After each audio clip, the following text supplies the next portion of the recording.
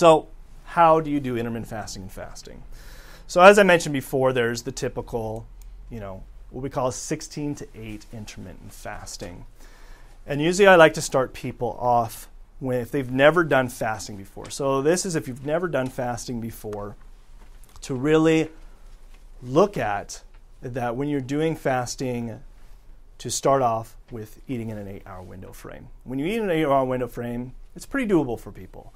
You have breakfast typically, like if you just said like at 10 o'clock, and then you had your last meal and be done by 6 o'clock, that's eating in an 8-hour window frame. That gives you 16 hours of fasting. Now, as I mentioned before, where the research has shown, and there's been a couple studies, that it ranges from people who get into ketosis between 16 to about 48 hours of fasting.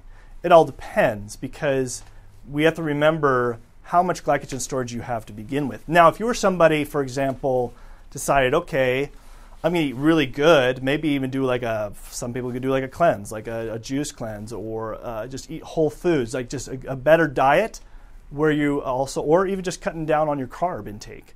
So that way your glycogen storage, before you even start fasting, if you want to do that, you can get yourself in the ketosis state faster by doing that. The other way is, the other next step usually I like taking people is, what I call is moving into the OMAD diet, or the 1 meal a day.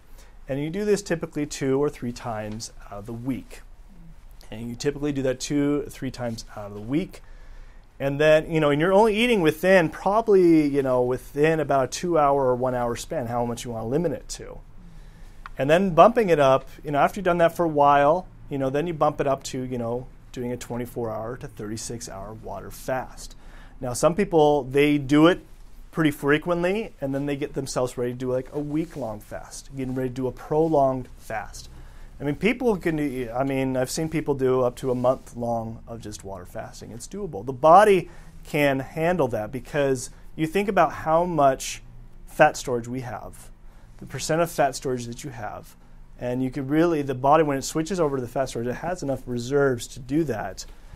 The thing that you have to also keep in mind, and I'll talk about this, about what to do as far as when it comes to symptoms with fasting, but listening to your body.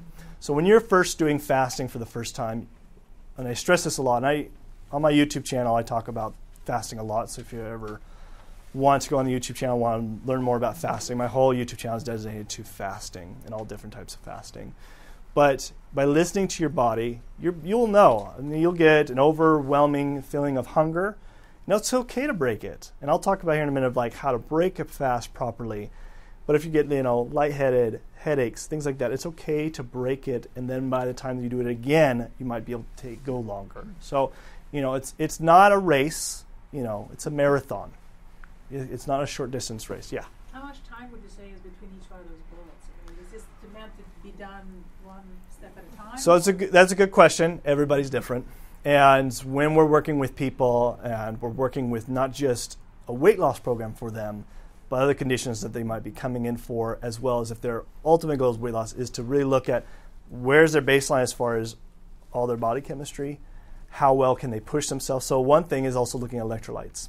Electrolyte deficiency is a big thing for people, or sometimes people can have excess amount of electrolytes. The other thing is also to look at nutrient deficiencies.